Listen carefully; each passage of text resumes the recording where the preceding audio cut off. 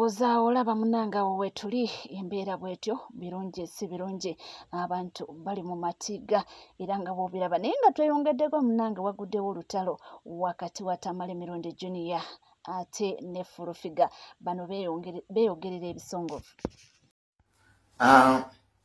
Nali neewala okwogera ku linnya lya Furufiga naye olwaleero ku Soroti Furufiga okedde kuntiisatiisa na kunvuma. Ekisooka nti lwaki nkyaza kisa kya Mukama. Ekisooka TikTok yange tewali muntu alina right okumbulira ne gwe nkyaza naane gwe sitakyaza. Eyo right yange nga nange bwe sitabuulira be mukyaza ku Soroti saagala kummanyiira. Bw'oba olina ebizibu n'ekisa kya Mukama mugende mubimalire ebyo tobinteekamu Furufiga. Bw'oba olina ebizibu n'ekisa kya Mukama. Ekisooka kisa kya Mukama special mobilizer wa president akola mu State House. Segera situsula kuŋŋaana kumukyaza dembe lyange. Bwe mba mulina entalo zammwe tozinteekamu Furufiga mugende muzimalire eyo. Mulina mukama wammwe Haji Kakande gye muba mulaga. Simanyi oba okyali advisor. Ekyokubiri obeera ogamba abantu Jenosale nga bwe yasindika ewo taasindikangako wo toneesibaako. Bwe nagenda eggulu okulaba Jeno tewaliiko mukama wange gwe yampa mumanyi Brenda Sigwe. Ne bwe yali ampa ssente tewaliiwo ate teyeetaaga authority yo okumpa ssente ze bazize. Lekerawo okwefuula nti oli PA we Kanonkojo. Lekerawo okwefuula nti oli sekuritale we. Furufiga nzigyako akamanyiiro. Nze bye mulimu ebyokwevuma nabivaamu dda. Era oba olowooza nti nze nina obudde bwo mutuddawo twewemule ebyo nabivaamu dda. Simanyi lwaki ogaanye okukula n'okufumiitiriza. Olabika olina obulwadde mu psychology bayita mid-age crisis. Obulwadde bw'okutuuka ng'okuze naye nga tolina ky'olina nga buli omu ogenda omuwalana. Nzija mu kamwako mukazi wattu. Nzija mu kamwako bw'oba olina ebizibu n'ekisa kya Mukama nze tebinkwatako.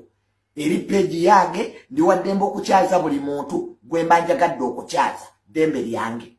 Olina balooya baba Erigoni Company bagende kisa kya Mukama bamukwate. Kisa kya Mukama asula wano Kyengera akuuma SF sejjeri kuuma president. Nze yalimuwa tonteeka mu ntalo z'omukwano. Yes, ndowooza obiwulira munnange naye nga katambi akavuddeko ebyo byonna Junior okuvaayo okwanukula Furufiga muyise ne Furufiga keekano nga Furufiga mbu avunaana Junior lwaki akyaza abantu abamuvuma ku mukoto gwe. Tumulepuka. Ekimala nasalawo nekyuzinga wagende wa Jenosale musale n'akugoba n'agamba temudamu kulepuka bireke naawe. Lwaki olina Furufiga n'ojja toddayo buli kiro ku mukutu gwe ngondabako ku mukutu gwange nga fuba tujjukira twayimba ennyimba ezimu nga tuziika ku mukutu gwange nkuteekako eggulu y'empeera buli lunaku n'ota kisa kya Mukama n'avuma fuba eggulu y'empeera ripoti ze mbakozeko muzimanyi kigambo kya kitiibwa ekyamuleme bwala disi twaziika abantu abamu twagamba nti oyo tumuziise n'oyo tumuziise sijja kumuziika bw'aba tasobola kukyuzinga peace. Choose peace. I'm ready to war. And be the example. I'm so ready. Oliko musumba yogera naawe. Ngezezaako enough is ekimala kimala. Nedda kireme kumala. Bw'oba oyagala tulepuke I'm ready. Temulepuka. Bwendi? Nemulepuka. Okay. Ekimala kimala. Okay. Tuleeta Nga tuvuddeko eyo munnange eri olwo olutalo tuddeko eno wa mukulu Honorable Mathias Mpuuga talina bigambo biwoomu eri ekibiina kya NUP wamu ne mukulembeze waffe President Robert Kyagulanyi Ssentamu.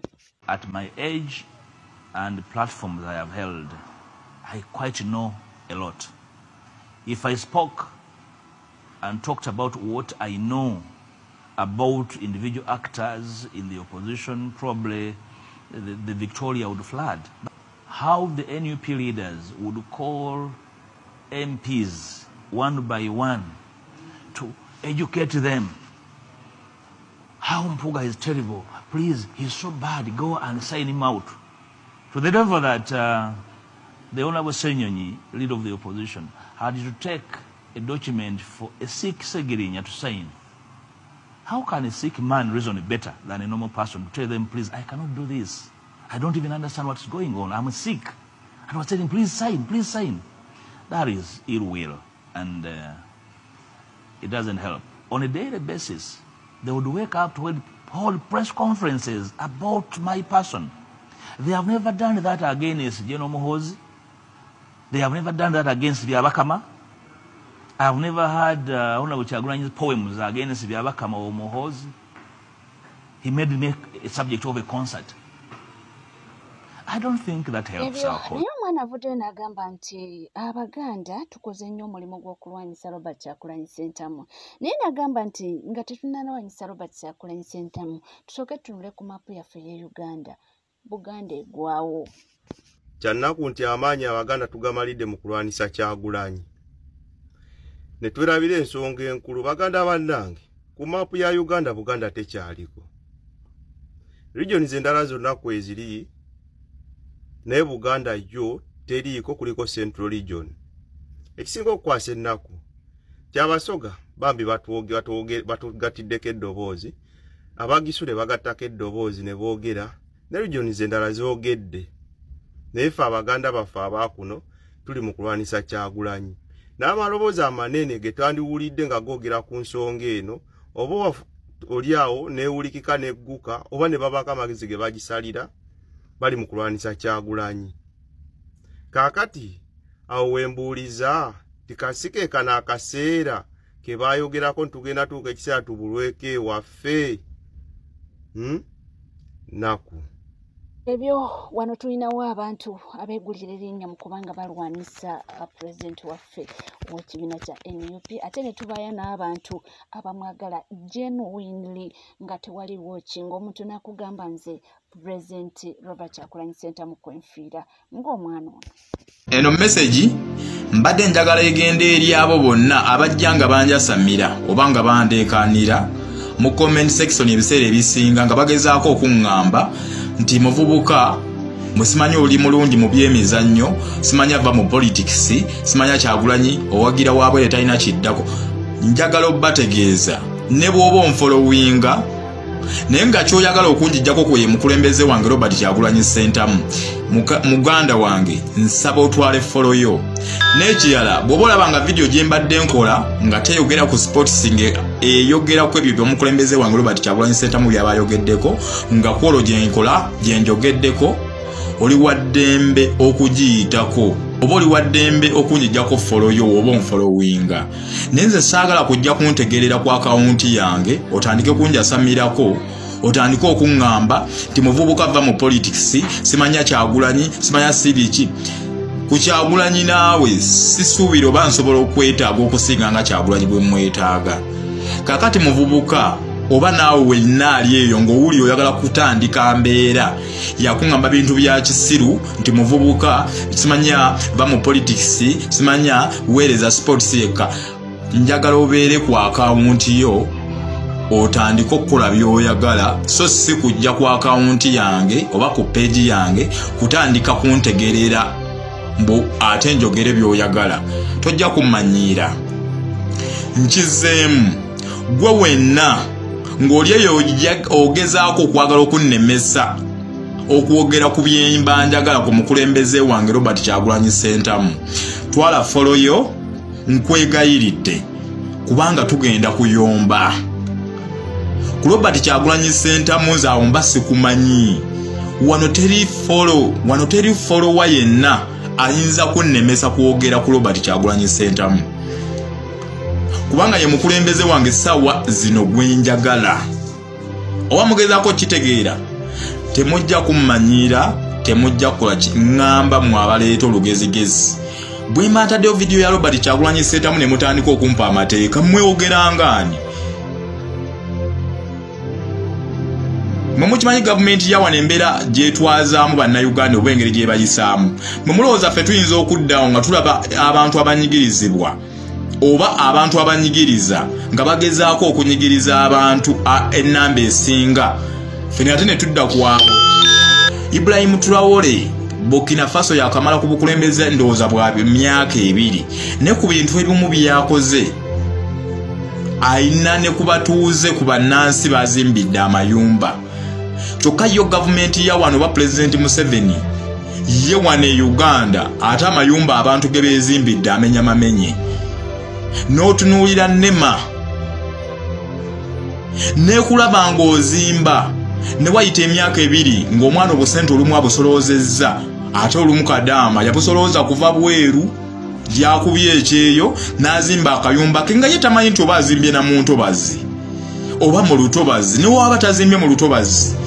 Ebiseera ebisinga ennyumba bajja ne bagisuula naye nga nneme ebeera banga ennyumba eyo etandika okuzimbwa ne lwaki tebasitopinga ng'omuntu otannayimiriza nnyumba eyo. Naye oli alaba olw'okuba gavumenti ya wano eyagala bannayuganda okuba nga baavu nti ekupima akasente konna okemazeeko oba okamalidde ku nnyumba nejja egimenya nekugamba wazimbye mu ntobazi naye nga baba bakulaba ng'ozimba. Kakati ffe tujja kuwagira bintu ng'ebyo ate ebyo njogeddeko bitono just nkuleeteddeko example.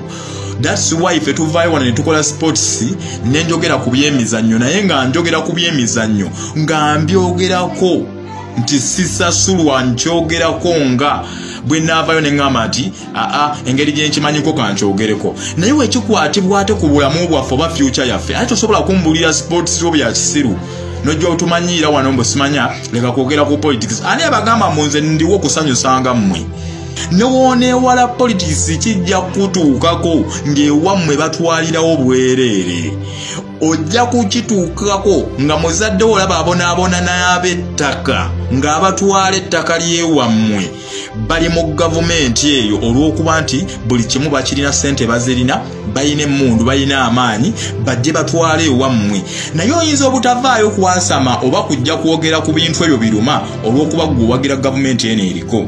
Ate nno nsaasira nno n'abavubuka kubanga ate mmwe mukyalina n'omukisa munene nnyo okutangaaza ebiseera byammwe eby'omu maaso. Ne mugenda ne muleekaanira kuno mbwe simanya tuyogera ku politics simanya bw'oba osazeewo okuwooleza sports mwe mbagobye okuva n'olwaleero. Bw'oba olaba nga tojja kusobola kungoberera oba kusobola kuwuliriza byebyo bye mba njogera vidiyo yange giyiteko olinde ya sports gy'oba olaba. Bw'oba oliranga eyakyagulanyi toyagala giyiteko ate woowulira ng'oba onneetamiddwa oli wa Dembo Kimafoloyo. Bavubuka ndowooza muwulidde ffe tujja kubeera mu nsi ng'erimu bavubuka abato naye ng'ate baali badde n'obwongo busobola okuyimusa emitwe gyabwe okugirowoozesa nti obwongo mwebuli ate ne tudda ku abo abavubuka babeere nga bagezaako okuzza abavubuka bannaffe abamu ate emabega. Eno generation y'abavubuka twagala obbagamba ffe tulina n'omukisa gw'amaanyi nnyo okuba nti akaseera ka internet oba TikTok social media nga bweri nti tubaddewo ng'omulembe gw'abavubuka social media nti nga yesinga okutambuza ebintu ng'osobola oyisizaako mu message okusinga abavubuka abalingawo guli omulembe nga TikTok teziriwo zikizi Facebook bikoze bitya ne kati tulina chance ey'okuyisa messages zaffe abantu abamu ne bategeera kiki eggwanga kiririmu. Olina TikTok account gy'osobola oteekayo vidiyo yo ensi n'ensi ne zigiraba nga zigezaako okulaba ebyo ebiri mu ggwanga naye ate gwe oli n'avaayo n'ayogera ku kintu ekituma bannansi oba ekinyigiriza bannansi gwe n'ovaayo n'oyasama mbwe simanyi atoteeka politics mu byamizannyo. Muganda wange okuwagira Arsenal ekyo kikoma mu kuwagira naye ate future y'obulamu bwo eyinza obutabaamu Arsenal. Kati kankubamu ebigambo bino saagala kuddamu kummanyirira ku akawunti yange bwe mba njogera ku mukulembeze wange Robert Kyagulanyi Ssentamu nze gwe mmanyi. Kati gwoba omanyiyo naawe owuwo beera owaana owuwo tulabe bwe naalumba akawunti yo ntandika okuweerako amateeka. Tuvuddeko munnange tweyongerayo. Shalom, ebintu bitandikidde okuba nga bimwonoonokera oba byeyongedde okuba nga bimwonoonokera. Abantu bavuddeyo baagala justice ya Elishama ate ye mbo ye yasooka okuvaayo n'agamba nti kituufu omwana yeetuga.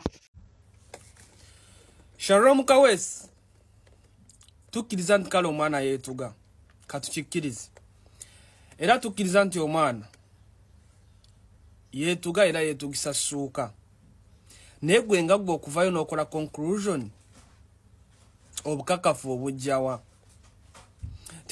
tetuganye walaba ebifaananyi ng'omwana yeetuze ng'essomero terinakola conclusion oba abazadde nga tebanavayo kwogera nga kituufu nti omwana yeetuga gwe nga gwe Shalom Kaweesi amaanyi ne mandatolo ogijjawa okuvayo mu kamera n'ogamba mu kituufu omwana yeetuze ng'okoze conclusion nga ne poliisi yennyini tenafulumya report awo nno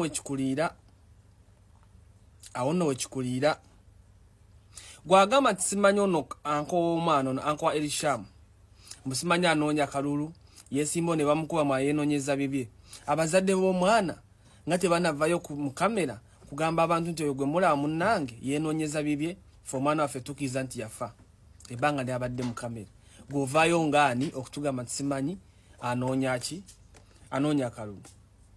Shalom ogambye mbuno wakola mawulire kituufu wakola mawulire era n'ofuna sayidi zonna ebbiri kati gwe lwaki wasayidinga ne sayidi emu ng'omaze okulaba ebifaananyi kwere bwe bweba obukakafu obusembayo gwe atakimanyi nti guno omulembe gwe tulimu omuntu asobola okukozesa AI n'ateekawo ekifaananyi gwe atakimanyi nti guno omulembe gwe tulimu buli kimu kisoboka gweokusayidinga ne sayidi emu nti olw'okuba olabye ebifaananyi yes nga ni video n'ogamba kituufu omwana yeetuga ng'ebyaddala yeetuga olina akavidiyo nga nawo waliwo nga wakakwata abazadde tebanavayo gamba timanyi anko mufeera anoonya kalulu abantu bokukyala tebanavayo gamba nti anko mufeera anoonya kalulu nti bo bategeera enfa y'omwana gw'ovuddeyo olw'okuba bakulaga ebifaananyi ozze mu kamera mb'omwana kituufu yeetuga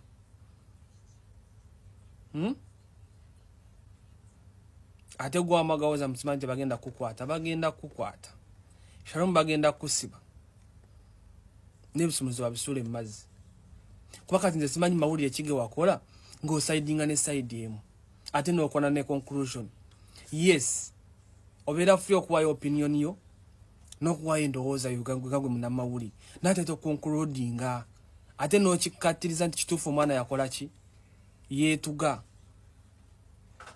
okitegeere kuba n'abazadde tebanakuvayo kwegaana musajja nti oyo gwe mulaba mawulire munnange si anko omwana yeenoonyeza bibye anko omwana alina oluganda ku mwana taata w'omuto bw'aba agamba nti simanyi obujulizi bwe baabawa tebuli satisfactory tebwaba satisfying ate gwe ovudde eri olw'okuba olabye obufaananyi oze okakasizza ensi nti omwana yeetuga nga n'abazadde tebanavayo kukkiriza nga n'essomero lyennyini lyolereza terina kuvayo okukola statement kubako kyerukola. Shalom Kaweesi oli kwokya nze ne Kasuku tayagala kugamba naye ng'ekituufu oli kwokya ate oyo kyolaba bye byange Krypton Dalton official subscribinga washaringe.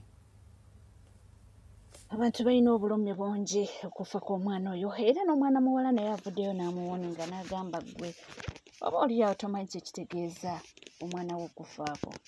Mudde mu ntangingire ekyo ekisajja ekirina olulimi oluzitowa olulinga olw'ente ekyo ekyekirimi ekyo ekyogeza ekirimi kisajja gwe si gwe akyasinza emimwa eminene ku apu eno kimanyi ebimwa byo binene oyogera oyiwa amalusu oyiwa engeregeze but I believe si gwe akyasinza ekimu ekinene. Tolina musajja oli kavubuka gwe oli kampi oli kasiwufu nti ovaako nevvu n'agagaviri gaaga agaali gawunya ye webale gasalako kuba wali owunyiriza abantu enviiri oddaawo yasama mbunaye webaka ku muwala musiraamu mwana wa musiraamu mu kisibo ovuma abantu mbizi kunze naawaani embizi wenna oyogera n'oyiwa engeregeza ebimwa ne bibeera nga byagala yiika bigwe wali muwasiwukira omutambula ovaako obuwunga you pumpkin head osinika ebinnyo toddamu nakummanyira te oba oyagala okummanyira nvumu onjatula erinnya olutalo lunyume ebijja nnyuma olulonja ddusuubula bijja nnyuma njatula erinnya toddamu yeba abantu batula naye batyakoze YouTube channel ng'oba obayiira amalusu obayiira engeregeze oleka n'okuwunya akamwa gwe tosobola kubanga tuwunya akamwa kivubuka gwe gwayambala ebigoye ebicafu ebiringa ebisiimuula ebiziina oluwa neno osinika binnyo mbwaliwo omukyala gwe nalabye simanyi hajjati kisinika ebinnyo toddamu nakumanyira nze toddamu bwe tuba twogera ku issues eziri sensitive toddamu kusinikira ku bantu mannyo. If you have nothing to say, please shut up. Shut up. You don't have to comment on each and everything. Oloza gwasinga amagezi kweno app. Muddemu mu kitaginge ekyo eky'ogulimi oguzitowa ogw'ente. Ekyo kyennyini kye mwataginze ekyo. Yes, bibe ebitambula n'engoli ku NCKTV. Kugamba kimu nti munnange obanga tonda subscribinga kekadde subscribinga, ringinga that notification bell, sharinga, likinga ebisigadde nkomawo nabyo tovaawo.